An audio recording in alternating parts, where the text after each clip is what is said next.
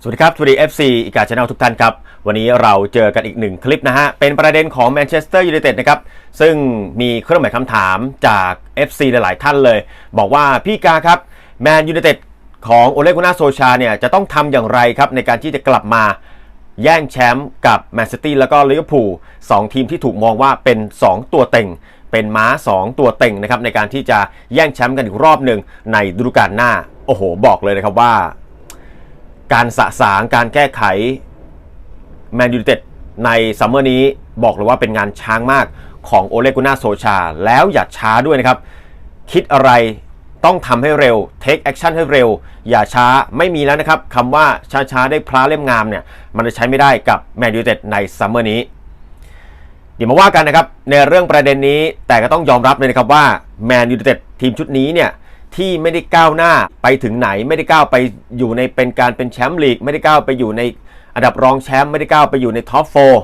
4จบอยู่แค่นั้นแล้วก็ต้องไปเตะในฟุตบอลยูโรปาลีกเนี่ยแน่นอนครับปัญหาสำคัญจุดอ่อนสำคัญจุดสลบสำคัญเลยของแมนยูนะครับก็คือเกมรับโครงสร้างในเกมรับของแมนยูเนี่ยบอกเลยว่าแย่มากถ้าจะใช้คำที่มันดูหยาบคายหน่อยก็คือว่าคุณภาพในเกมรับของแมนยูบัดซบจริงๆอาจจะไปสะกิดต่อมโกรธแฟนผีนะแต่เรื่องจริงคือเรื่องจริงครับคุณภาพในเกมรับแย่มากนะฮะเกมสุดท้ายโดนคาร์ดิฟส่องไป2เม็ดนั่นเท่ากับว่าฤดูกาลนี้แมนยูโดนกระซวกตะข่ายไป54ลูก54ลูกนะครับแบ่งเป็น25ลูกในบ้าน29ลูกนอกบ้าน54ลูกนี่คือมากที่สุดในประวัติศาสตร์ของฟุตบอลพรีเมียร์ลีกที่แมนยูเคยเสียมันเกิดขึ้นในฤดูกาลที่ผ่านมาบางคนออกจะงงครับเฮ้ยเป็นไปได้ไงวะเนี่ยชุดนี้ชุดเดิมแทบไม่ได้แตกต่างกันกับชุดของโชเซ่มูรินโญ่เลยชุดของโชเซ่มูรินโญ่ฤดูกาลที่แล้วเนี่ยเสียประตูไป29ประตูครับก็เท่ากับฤดูกาลแรกที่มูรินโญ่เข้ามาคุมทีมแมนยูนั่นแหละ2ฤดูกาลของมูรินโญ่ที่คุมแมนยูเสียไป58แต่ฤดูกาลเดียวจากซีซั่นที่ผ่านมาเสียไป54ต่างกันเพียงแค่4ลูกแต่ใช้เวลาแค่ฤดูกาลเดียวครับมันเกิดอะไรขึ้นนี่แหละครับที่ผมบอกว่าคุณภาพแย่มากในเรื่องของเกมรับแมนยูมีปัญหาในเรื่องของเกมรับเนี่ยมาสักพักแล้วนะครับไม่ใช่แค่เกิดขึ้นเมื่อปีที่แล้ว2ปีก่อน3ปีก่อนแต่มันเกิดขึ้นตั้งแต่ในยุคของลุยส์ฟันเกาตั้งแต่ยุคของเดวิดมอยส์ตั้งแต่ในยุคของโชเซ่มูรินโญ่เสร็จสิ้นจากในยุคของเซอร์เล็กฟูสันเนี่ยมันชัดเจนเลยฮะว่าเริ่มที่จะมีปัญหาคือไอตอนที่มูรินโญ่คุมทีมนะครับในช่วงฤดูกาลแรกแล้วก็ก่อนที่เขาจะออกจากตำแหน่งไปเนี่ยเราก็ได้เห็นว่าแมนยูก็มีปัญหาในเรื่องของเกมรับแต่มูรินโญ่เขารู้ไงครับว่าถ้าเล่นไปเปิดหน้าแรกเนี่ยมีแต่เสียกับเสียแน่เพราะว่าคุณภาพเกมรับเนี่ยไม่ได้ดีเขาก็เลยเลือกที่จะเล่นตามกลยุทธ์ที่ตัวเองถนัดนั่นก็คือการเน้นความรัดกุมกับเน้นเกมตั้งรับเนี่ยมันคนละอย่างกันนะครับเน้นเกมตั้งรับคือกูจะรับอย่างเดียวไม่เปิดหน้าแรกจะเอาคะแนนเดียวแต่เน้นความรัดกุมก็คือพยายามที่จะทำให้พื้นที่ในหลังบ้านเนี่ยจะเสียประตูได้น้อยที่สุดแล้วมูรินโญ่เขาก็ทำได้อาจจะโดนล้อเลียนโดนหยามว่าโหพาร์คเดอะบัสแต่มันก็ไม่ใช่ทุกเกมประกอบกับในช่วงเวลานั้นครับแมนยูไนเต็ดในยุคของโชเซ่มูรินโญ่มาได้ความเหนียวหนึบของเดวิดเดกอาครับก็เลยทำให้เกมรับของแมนยูไม่ได้ถูกส่องประตูเดกอาสามารถที่จะเซฟประตูให้กับทีมได้ฤดูกาลหนึ่งสักประมาณ 10-15 ลูกแล้วก็เซฟแต้มให้กับแมนยูจากที่จะเสียแต่ไม่เสียประมาณสัก15คะแนนตามค่าเฉลี่ยมันก็เลยทำให้แมนยูในปีที่แล้วนะครับ2 ปีที่แล้วเสียประตูน้อยที่สุดรองเพียงแค่แมนซิตี้พอจบอันดับ2ของตารางได้นะครับแทนที่ฤดูกาลต่อมาในช่วงซัมเมอร์ที่แล้วบอร์ดบริหารจะสนับสนุนเม็ดเงินก้อนโตให้กับโชเซ่มูรินโญ่ในการที่จะปรับแต่ง เพราะมูรินโญ่ต้องการที่จะมาแก้ไขในเรื่องของเกมรับเพราะเขารู้ไงครับว่าคุณภาพเกมรับของทีมไม่ดีแต่สุดท้ายแล้วเขาไม่ได้ใครมาเสริมทีมนะครับมูรินโญ่ก็พยายามที่จะเล่นเกมรัดกุมเหมือนเดิมแต่10นัดแรกของพรีเมียร์ลีกฤดูกาลที่แล้วเนี่ยโดนยิงไปถึง17ประตูซึ่งแน่นอนครับมันสะท้อนให้เห็นถึงความแย่ในเรื่องของเกมรับสุดๆเลยนะครับเพราะว่าคุณภาพของเกมรับเนี่ยมันโดนดันห่วยแตกแล้วก็นักเตะหลายๆคนเล่นได้ต่ำกว่ามาตรฐานมากมีความผิดพลาดในทุกๆครั้งทุกๆเกมสำหรับแมนยูนะครับโดยแบบว่าไม่ต้องการเหตุผลใดๆทั้งสิ้นนะครับจู่ๆก็พลาดขึ้นมาทั้งที่คู่เซนเตอร์ของทีมเนี่ยมันควรจะต้องเป็นวิกเตอร์ดิเดเลฟแล้วก็เอริกไบยี่แต่พอเอริกไบยี่ฟอร์มตกดิเดเลฟยังไม่กลับมาก็เลยทำให้คู่เซนเตอร์เนี่ยมันก็สลับจะเปลี่ยนระหว่างคริส สมอลลิงแล้วก็ฟิลโจนแต่คู่นี้เนี่ยไม่เคยเป็นที่ไว้ใจมาตั้งแต่ไหนแต่ไรแล้วนะครับในยุคที่มีเซอร์เล็กฟูสันอยู่เขาสองคนนี้ก็ไม่ใช่ตัวหลักเป็นตัวอะไหล่มากกว่าแต่ยังได้เสนอหน้าอยู่กับทีมต่อมากี่ปีแล้วล่ะกูลองนับเลยนะฮะว่านักเตะอย่างคริส สมอลลิงกับฟิลโจนเนี่ยยังอยู่กับทีมแมนยูไนเต็ดได้อย่างไรนะครับฟูลแบ็กของทีมใช้ได้แค่คนเดียวคือลุกชอด้านขวาอะไรก็ไม่รู้ครับวาเลนเซียแอสซิยังเละเทะไปหมดเลยดิโก้ดาโลก็ยังคงต้องปรับตัวก่อนนะครับมิดฟิลด์ตัวรับฤดูกาลที่แล้วอย่างเนม่ามาติชก็ฟอร์มตกโรยราไปเสื่อมสภาพลงไปเรื่อยๆเดวิด เดกอาครับมาเสียฟอร์มเสียทรงหลังจากที่สูญเสียความมั่นใจในศึกฟุตบอลโลก 2018 แล้วก็กลับมาไม่ได้เป็นคนเดิมนะฮะพอผ่านช่วงมูรินโญ่ไปที่โอเลกุน่าโซชามันเหมือนจะดีขึ้นในช่วงแรก11นัดแรกเนี่ยของในยุคของโซชานะครับเสียประตูเพียงแค่7ประตูเท่านั้นครับแล้วก็รักษาคลีนชีทได้ประมาณ5ครั้งถ้าผมจะไม่ผิดนะเหมือนจะว่าเฮ้ยมันดูดีขึ้นนี่หว่าตั้งแต่โซชาเข้ามาคุมทีมคาตาทัพแต่หลังจากที่ได้รับตำแหน่งถาวรทุกอย่างมันก็เปลี่ยนไปอาจจะมองได้ว่านักเตะไม่ค่อยมั่นใจในตัวโซชาไหมแต่ทั้งนี้ทั้งนั้นครับภาพรวมทั้งหมดมันคือสิ่งที่สะท้อนให้เห็นถึงคุณภาพเกมรับว่าสุดท้ายแล้วมันก็ไปต่อกันไม่ได้พยายามที่จะผลักดันว่าเฮ้ยมันต้องเล่นอย่างนี้อย่างนี้แต่คุณภาพที่มันต่ำเนี่ยมันก็เลยทำให้แมนยูเสียประตูได้ง่ายมากแล้วก็จบด้วยการแบบเศร้าๆนะครับล่าสุดทางเอ็ดวูดเวิร์ดนะครับซึ่งเป็น CEO ของแมนยูไนเต็ดออกมายืนยันแล้วนะครับว่าแมนยูในซัมเมอร์นี้จะได้เงินอย่างเต็มที่เพราะว่าผลประกอบการไตรมาสที่3ของแมนยูเนี่ยบวกแบบประมาณสัก 90% จากเดิมนะครับถือว่าความแข็งแกร่งในเรื่องของการตลาดเรื่องของงบดุลบัญชีภายในทีมแข็งแกร่งไม่มีปัญหาใดๆนะครับแล้วก็พร้อมที่จะสนับสนุนโอเลกุน่าโซชาให้ได้ซื้อตัวแน่นอนครับเป้าหมายของโซชาอันดับแรกเลยที่เขารู้ดีก็คือเกมรับต้องถูกล้างบางก่อนนะครับล้างบางก่อนด้วยงบประมาณที่คาดว่าอยู่ที่ประมาณสัก200ล้านปอนด์จะเป็นตัวเลขที่เยอะที่สุดในบรรดา Big Six นะครับ200ล้านปอนด์เนื่องจากว่าเป็นซัมเมอร์ที่แมนยูไนเต็ดจำเป็นที่ต้องมีการเปลี่ยนแปลงบางคนอาจจะงงว่าทำไมไม่ใช่แมนซิตี้ล่ะพี่เพราะว่าแมนซิตี้มีเงินก็รวยล้นฟ้าเหมือนกันนะแต่แมนซิตี้โครงสร้างเขาแน่นอยู่แล้วอาจจะปรับแต่งนิดๆหน่อยๆเพียงแค่ 2-3 ตำแหน่งเท่านั้นก็เลยถูกมองว่างบประมาณจะอยู่ที่150เหมือนกันกับทางลิเวอร์พูลครับ150เพราะว่าโครงสร้างดีสเปอร์อยู่ที่ประมาณ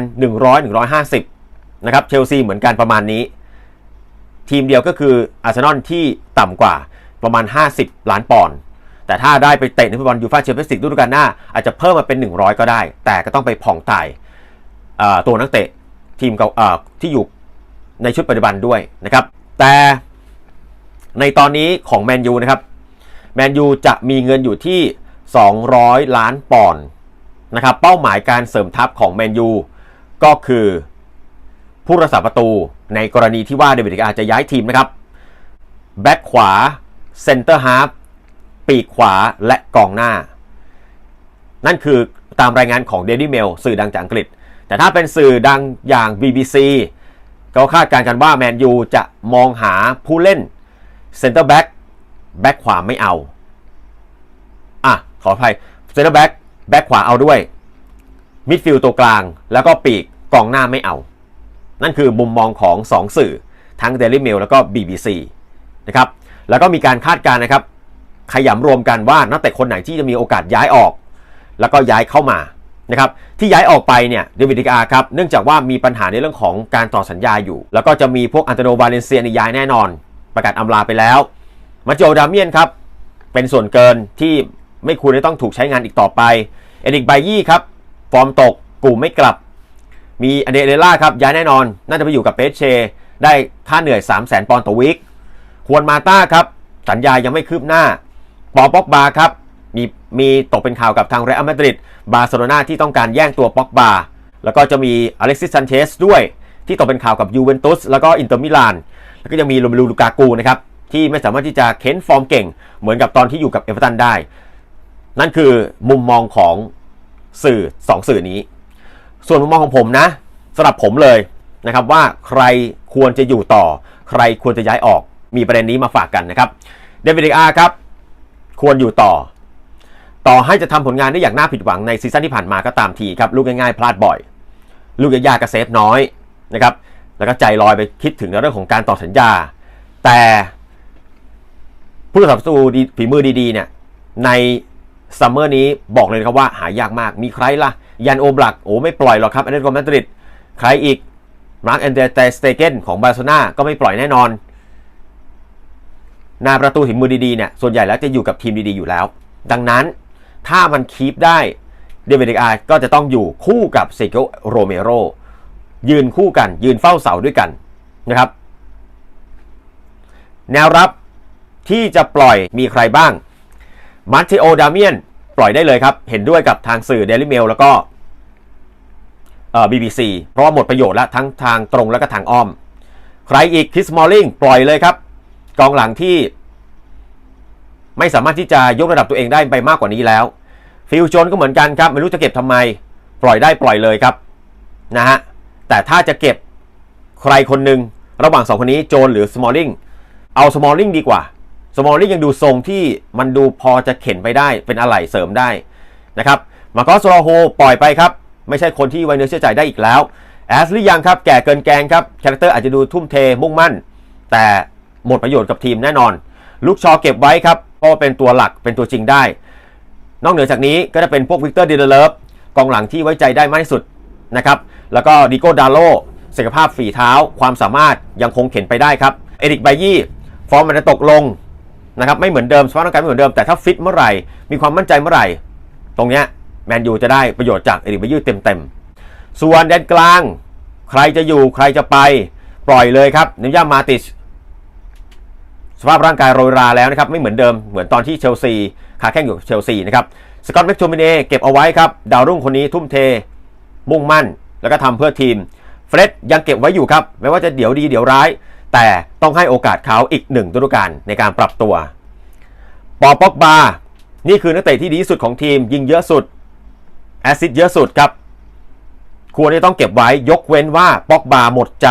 ให้กับแฟนผีแล้วให้กับแมนยูแล้วอันนี้ปล่อยได้ทันที130 ล้านปอนด์110 ล้านปอนด์ก็ว่ากันไป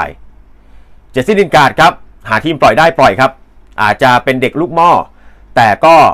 พัฒนาการอยู่นิ่งกับที่แล้วดูแล้วไม่น่าช่วยเหลือทีมอะไรได้อีกนะครับ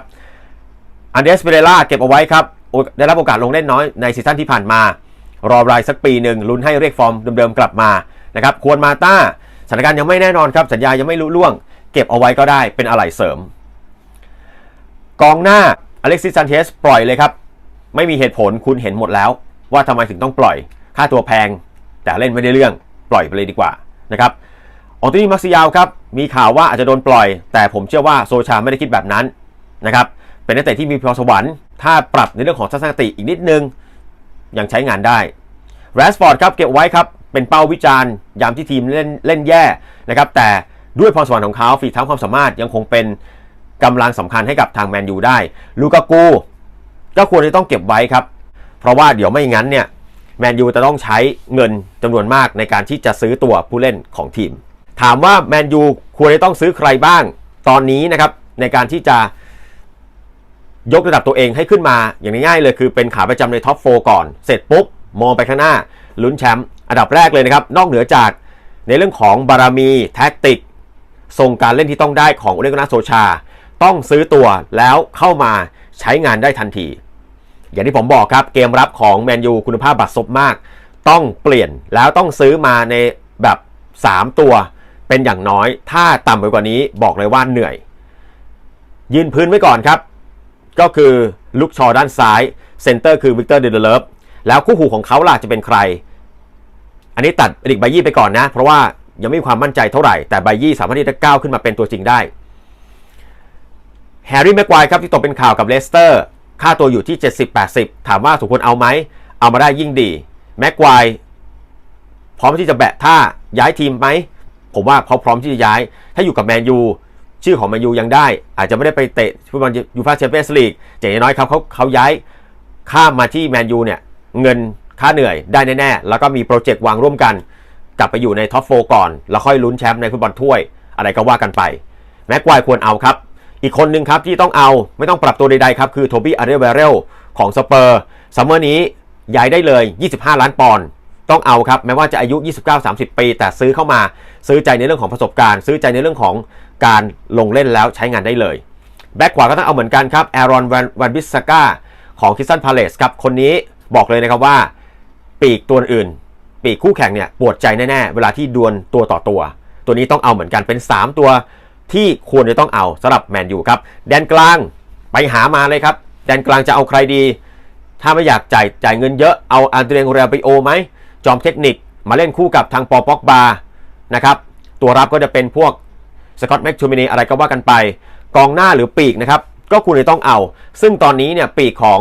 แมนยูที่ตกเป็นข่าวหนักๆเลยก็เป็นทางเดนิเอลเจมส์นะครับเป็นข่าวหนาหูมากว่าเดนิเอลเจมส์ปีกชาวเวลส์นะครับของสวอนซีที่เร็วคล่อง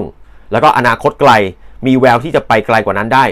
มีโอกาสในการที่จะย้ายมาอยู่กับแมนยูในราคาค่าตัว15ล้านปอนด์นะครับกองหน้าถ้าจะเอาวันนี้ตกเป็นข่าวกับทางโรเบิร์ตเลวันดอฟสกี้ด้วยนะครับสำหรับแมนเชสเตอร์ยูไนเต็ดนะครับคือต้องการกองหน้าตัวเป้าแล้วตกเป็นข่าวกับโรเบิร์ตเลวันดอฟสกี้นะครับตอนนี้ว่ากันว่าแมนยูไนเต็ดนะครับได้เดินหน้าทาบทามเลวันดอฟสกี้แล้วนะครับไปร่วมทีมนี่เตรียมตามรายงานของคิกเกอร์สนะครับสื่อในประเทศเยอรมันเลวันดอฟสกี้นะครับจะหมดสัญญากับทางบาเยิร์นในช่วงซัมเมอร์ 2021 นะครับแม้ว่าบอร์ดบริหารของแมนยูจะพอใจแล้วก็ทำประตูได้ถึง38ลูกจากการลงเล่น45นัดในทุกรายการนะครับแต่ตอนนี้เลวานกำลังลังเลว่าจะอยู่กับเสือใต้ต่อไหมหรือจะไปหาความท้าทายใหม่ๆกับที่อื่นทำให้ตอนนี้เขาไปตกเป็นข่าวกับแมนยูที่ก็เคยอยากจะได้ตัวมาพอสมควรแล้วนะครับต้องมาดูว่าจะทำได้ไหมลองคิดดูนะครับถ้าแมนยูได้5ตัวนี้หรือ6ตัวแม็กไกวร์โทบี้อาร์เดเวโรแอรอนวานบิสซาก้าแล้วก็มีโรเบิร์ตเลวันดอฟสกี้เป็นกองหน้าตัวเป้าเดนนิสเจมส์หรือจะเป็นใครก็ได้ที่เป็นปีกขวาผมว่าแมนยูก็จะกลับมาดูดีขึ้นกว่าเดิมอย่างแน่นอนครับต้องเทคแอคชั่นให้เร็วและต้องทำให้ได้ด้วยสำหรับซัมเมอร์นี้ของแมนเชสเตอร์ยูไนเต็ดครับเอาละครับนั่นคือทั้งหมดครับของคลิปในวันนี้คลิปหน้าจะเป็นอย่างไรไว้ติดตามกันครับอย่าลืมกดไลค์กดแชร์กันด้วยครับสวัสดีครับ